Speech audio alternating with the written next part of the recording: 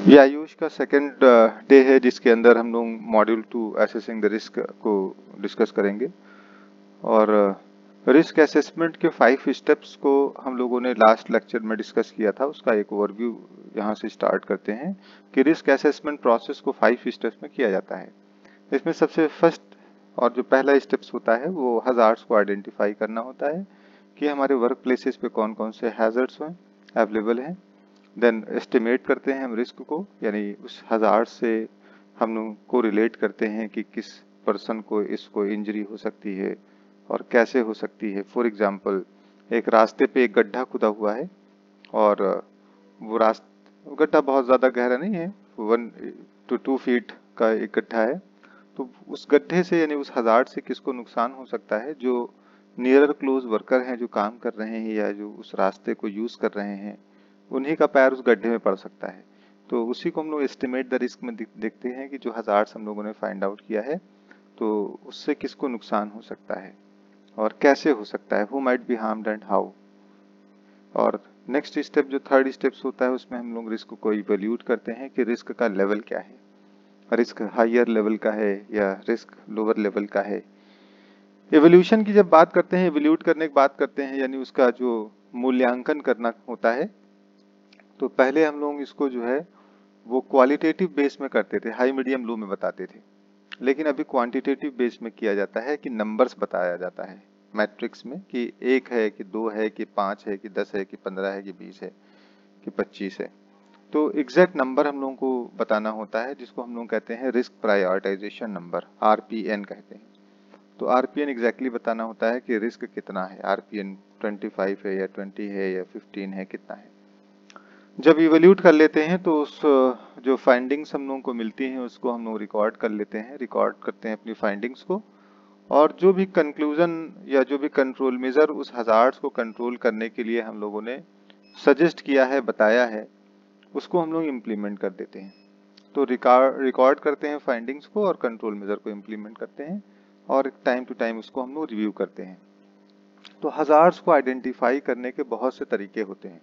Simple तरीका ये होता है कि एक चेकलिस्ट ले लिया हजार्ड की और वर्क प्लेस के ऊपर जा करके टहल घूम करके देख करके और हजार्ड्स को नोट डाउन कर लिया, जिसमें ज़्यादातर अनसेफ कंडीशन मिल जाती है। अनसेफ कंडीशन का मतलब कोई भी ऐसी सिचुएशन, कोई भी ऐसी परिस्थिति जो कि नुकसान पहुंचा सकता है, हार्म पहुंचा दे। जैसे खुदा हुआ गड्ढा है या कोई मशीन है जिसका वायर कटा हुआ है जहां से इलेक्ट्रिकल शॉर्ट सर्किट हो सकती है या इलेक्ट्रिकल करंट फ्लो हो सकता है, इलेक्ट्रिक्यूशन हो सकता है, इलेक्ट्रिक शॉक लग सकता है। या कोई मशीन है जो कि मशीन का गार्ड, इस्लाम, जो मशीन है उसका गार्ड हटा हुआ है और वहां पर किसी पर्सन का कोई हाथ उसमें लग सकता है या कट सकता है, जैसा भी शार्प ऑब्जेक्ट है, कोई धारदार कोई जगह है, या लाइट की कमी है, या फिर वाइब्रेशन बहुत ज़्यादा है, नॉइस बहुत ज़्यादा है, गर्मी बहुत ज़्यादा है। तो कोई सिचुएशन भी हो सकती है, कोई सामान भी हो सकता है हजार्ड। तो हजार्ड्स को हम लोग आइडेंटिफाई करने के लिए एक वॉक थ्रू इंटरव्यू भी कर लेते हैं, जा करके जो लोग काम कर रहे हैं उनसे पूछ लेते हैं, या फिर जो वर्क हम लोग के यहाँ चल रहा है उसका जो रिस्क असेसमेंट हुआ है उस रिस्क असेसमेंट का रिकॉर्ड्स देख लेते हैं, तो उससे भी हजार्ड पता चल जाता है।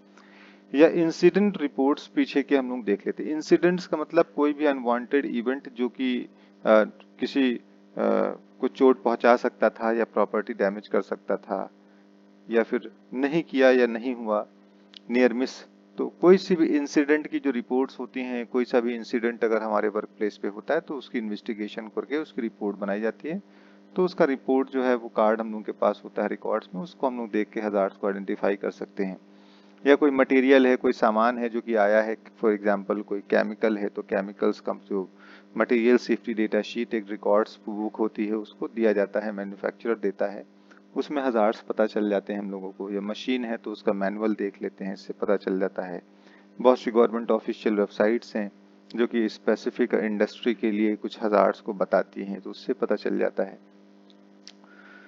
तो ये बहुत से डिफरेंट टाइप्स होते हैं जिसके थ्रू हजार्ड्स को हम लोग पता लगाते हैं, ठीक है ना। जैसे यहाँ पर दिया गया है कि आइडेंटिफाई द हजार्ड, हजार्ड को ऑब्जर्व करना है तो साइट को जा करके आप लोकेशन को ऑब्जर्व कर लीजिए। सिंपली हम लोग ये कहते हैं कि भाई जो मशीन है, मैन है, मशीन है, मटेरियल है, इक्विपमेंट्स हैं, या उस लोकेशन है, इसी से सारे के सारे हजार्ड्स पता चल जाते हैं।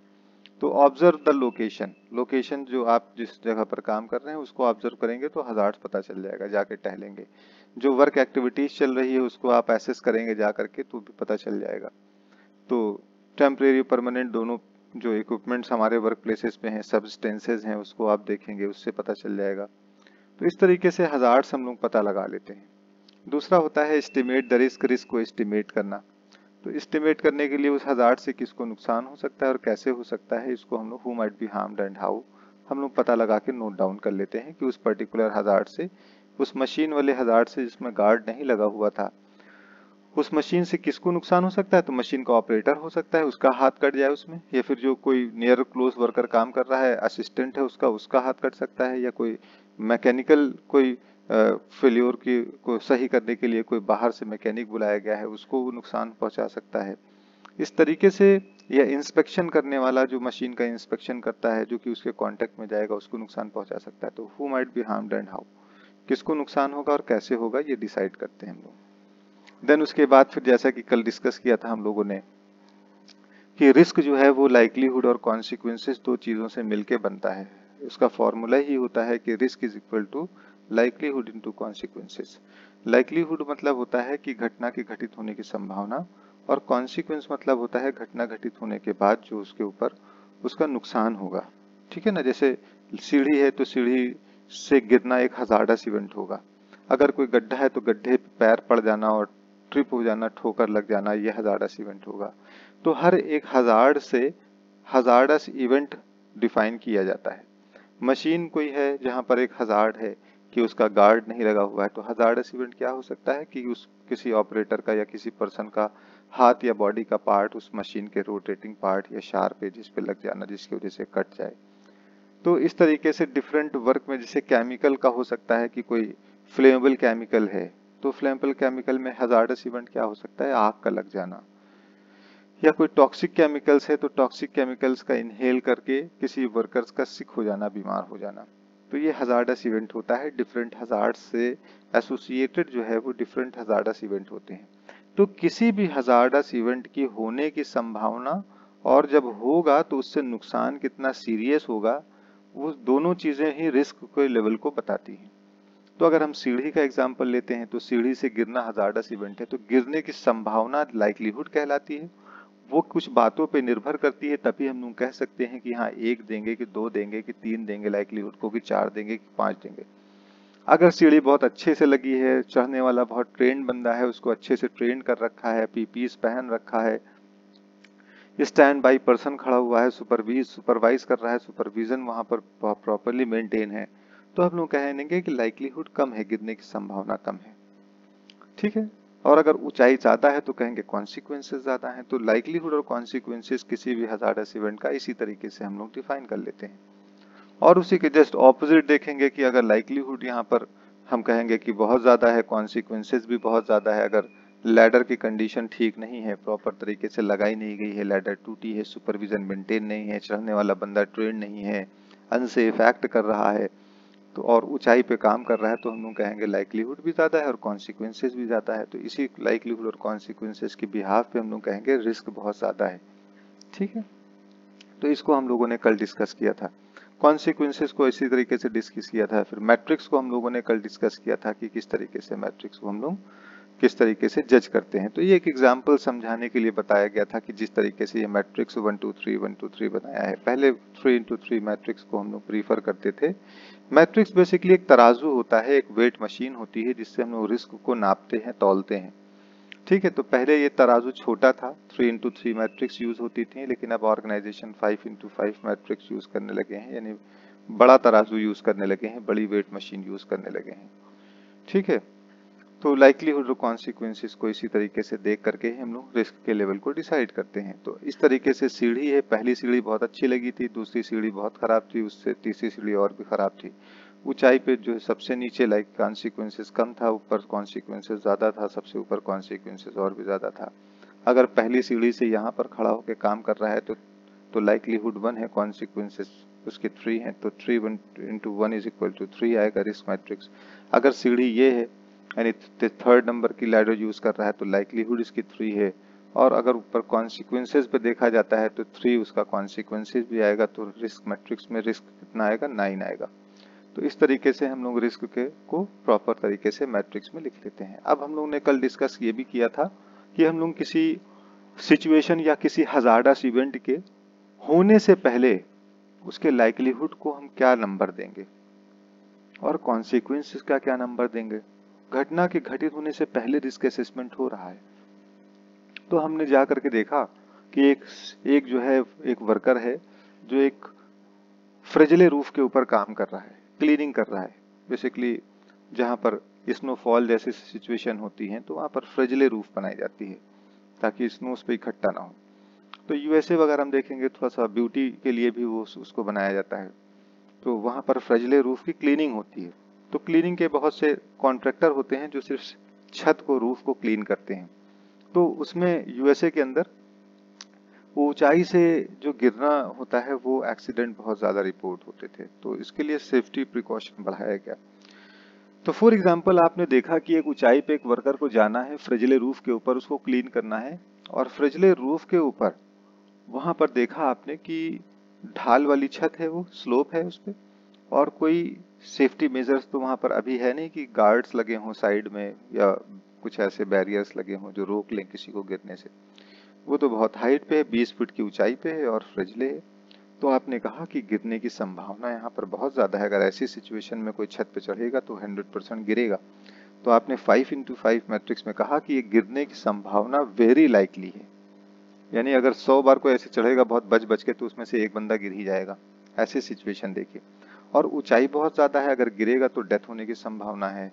तो लाइकलीहुड आपने वेरी लाइकली, यानी आपने कहा कि होने की संभावना बहुत ज्यादा है तो कहा 5 है, और कॉन्सिक्वेंसेज ऊंचाई बहुत है तो आपने कहा 5 है। तो 5 × 5 = 25। रिस्क जो निकल के आया वो 25 आया, यानी 25 क्या है, रिस्क प्रायोरिटाइजेशन नंबर है, आरपीएन है।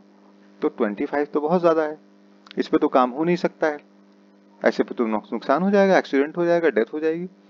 तो आपने आगे हम लोग डिस्कस करेंगे कि किस तरीके से हम लोग इसको कम करते हैं। तो या तो हम लोग लाइक्लीहुड को कम करते हैं या कॉन्सिक्वेंसेस को कम करते हैं। इसी जगह पे हम लोग इस चीज को कम करना भी डिस्कस कर लेते हैं।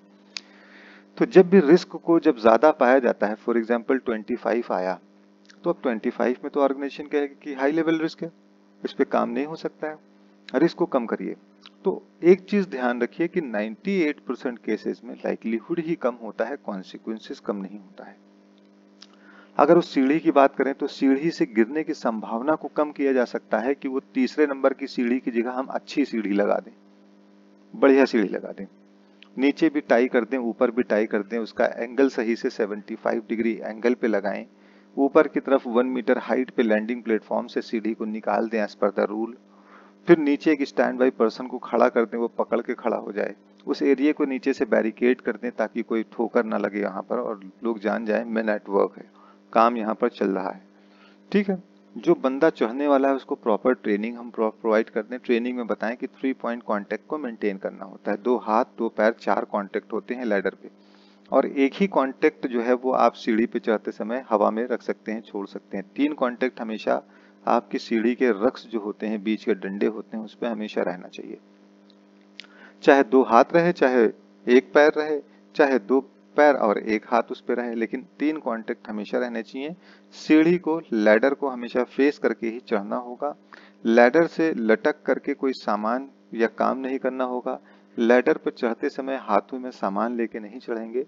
चढ़ने से पहले हाथों को आप देख लेंगे कि उसमें कोई ऑयल एंड ग्रीस तो नहीं लगा हुआ है, और अपने जो फुटवेयर है उसको भी चेक कर लेंगे, सेफ्टी शूज को भी चेक कर लेंगे कि कोई चिकनी मिट्टी, क्ले जैसी चीज तो नहीं लगी हुई जो कि रक्स से फिसल जाए और आपके गिरने के चांसेस को बढ़ा दे।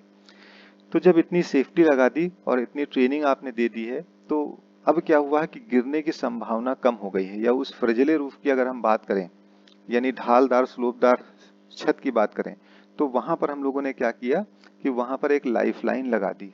एक जो है वो वहां पर हॉरिजेंटल लंबी सी लाइन को फाल्स नट के थ्रू टाइट करवा के एक रस्सी वहां पर लगवा दी, और उस रस्सी के अंदर उस बंदे का जो चढ़ के वहां पर क्लीनिंग करेगा उसकी एक सेफ डिस्टेंस पे हम लोगों ने हार्नेस पहना करके, फुल बॉडी हार्नेस, और उसका हुक जा करके और लाइफ लाइन में हम लोगों ने हुक करवा दिया।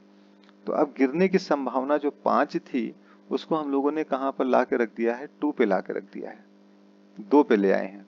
लेकिन कॉन्सिक्वेंसेज अभी भी 5 है, क्योंकि ऊंचाई अभी भी उस सीढ़ी की भी वही है और उस फ्रेजिले रूफ की भी वही है, तो कॉन्सिक्वेंसेज कम नहीं हुए हैं।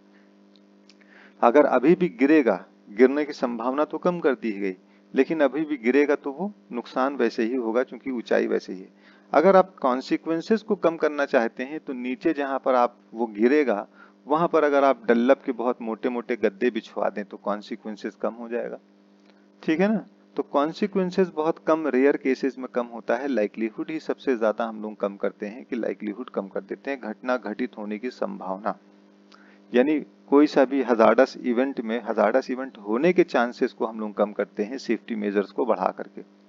तो जहां पर 5 था कि गिरने की संभावना ज्यादा थी, वहां पर हम लोगों ने कंट्रोल मेजर लगा करके अनलाइकली कर दिया है, 2 कर दिया है वहां पर। अगर ऐसी सिचुएशन में देखा गया है जहां पर लाइफ लाइन लगी हो और हार्नेस लगी हो और हुक करके रखा हो, तो उसमें से कहीं 1 लाख में कोई एक एक्सीडेंट ऐसा देखा गया है। ठीक है ना।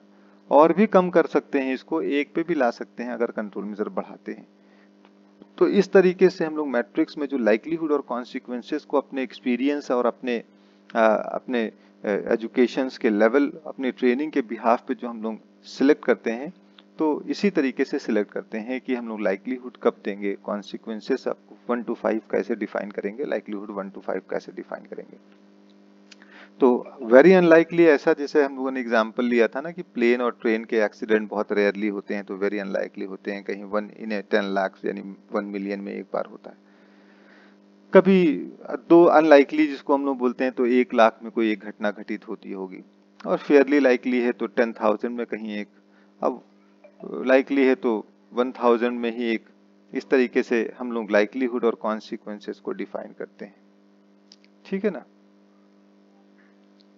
कॉन्सिक्वेंसेस को भी इस तरीके से हम लोग डिफाइन करते हैं, सिग्निफिकेंट है, माइनर है, मॉडरेट है, मेजर है, कैटास्ट्रोफिक है, इस तरीके से हम लोग डिफाइन करते हैं। तो इवैल्यूएट करना आप लोग जान गए कि इस तरीके से हम लोग रिस्क को इवैल्यूएट करते हैं रिस्क मैट्रिक्स में। जैसे ये 3x3 मैट्रिक्स है, वैसे 4x4 5x5 मैट्रिक्स होती है। 5x5 मैट्रिक्स में 1 2 3 4 5, यानी कि इस तरीके से हम लोग लाइक्लीहुड और कॉन्सिक्वेंसेस को डिफाइन करते हैं। अच्छा, मैट्रिक्स में जरूरी नहीं है कि लाइक्लीहुड नीचे से 1 2 3 4 5 ऐसे लिखा गया है। लाइक्लीहुड आप इधर लिख सकते हैं, कॉन्सिक्वेंसेस यहाँ लिख सकते हैं, या इस तरीके से लाइक्लीहुड ऐसे लिख लिया, कॉन्सिक्वेंस ऐसे लिख लिया, या यहाँ से लाइक्लीहुड ऐसे लिख लिया, कॉन्सिक्वेंस ऐसे लिख लिया। ये मैट्रिक्स में कोई रूल्स नहीं है ऐसा एज सच कि हाँ ऐसे ही होना चाहिए कि 1, बस जहाँ से आपने लाइक्लीहुड स्टार्ट किया वहीं से आप कॉन्सिक्वेंसेस स्टार्ट करेंगे।